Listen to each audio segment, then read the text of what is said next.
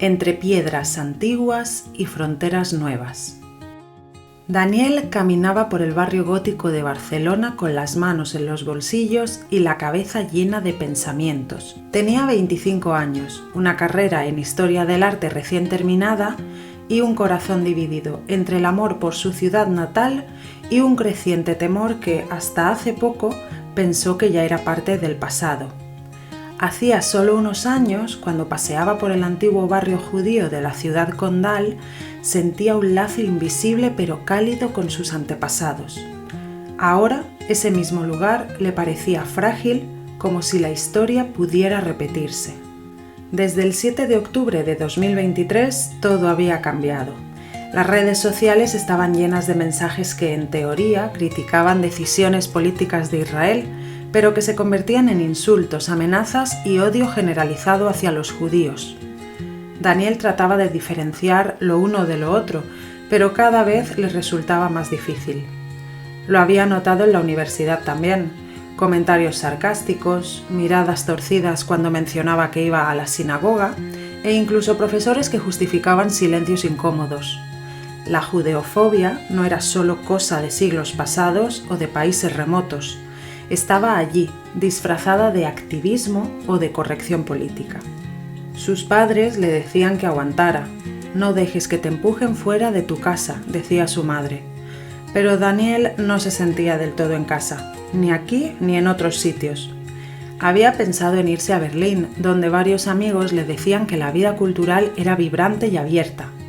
Pero hace poco una amiga le contó que habían pintado esvásticas en la puerta de una escuela judía. París tampoco parecía una opción. Todos los días se escuchaban noticias de sucesos terribles hacia los judíos franceses. Londres quizá, pero incluso allí se reportaban ataques y las universidades estaban llenas de protestas donde los gritos no diferenciaban entre judíos e israelíes. Ni hablar de saltar el charco.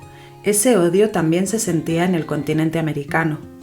Parecía que la tensión era permanente en cualquier lugar del mundo. Daniel había crecido siendo judío secular. Iba a la sinagoga por las festividades, encendía las velas de Hanukkah y comía halá los viernes por la noche cuando podía visitar a sus abuelos. Pero ahora su identidad se sentía más presente, más atacada, más urgente. Era como si el mundo le estuviera obligando a elegir entre esconder quién era o defenderlo a cada paso. Cada día pensaba más en hacer aliyá, en irse a Israel. La idea le parecía paradójica, irse al único país donde ser judío no es una excepción, sino la norma, pero al mismo tiempo un país constantemente en conflicto. ¿Sería más libre allí? ¿O estaría cambiando un tipo de miedo por otro? Miraba vídeos de Tel Aviv, de jóvenes como él que trabajaban en tecnología, en museos, en cine. Le gustaba la energía de esa ciudad, pero también veía las noticias. Sirenas antiaéreas, tensión política interna, soldados en cada esquina. ¿Era ese el futuro que quería? Una tarde subió al Carmel para mirar la ciudad desde arriba.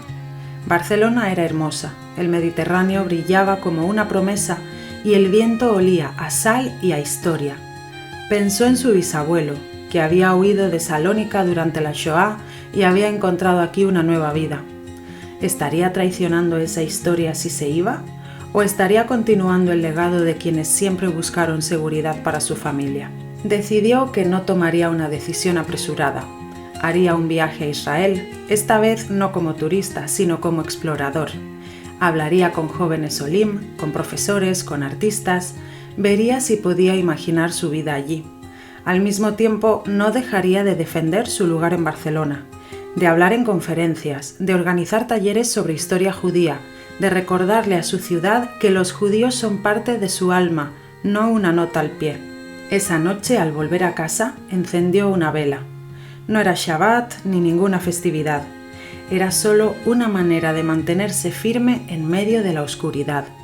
Aún no sabía cuál sería su futuro, pero sí sabía que no dejaría que el miedo lo decidiera por él.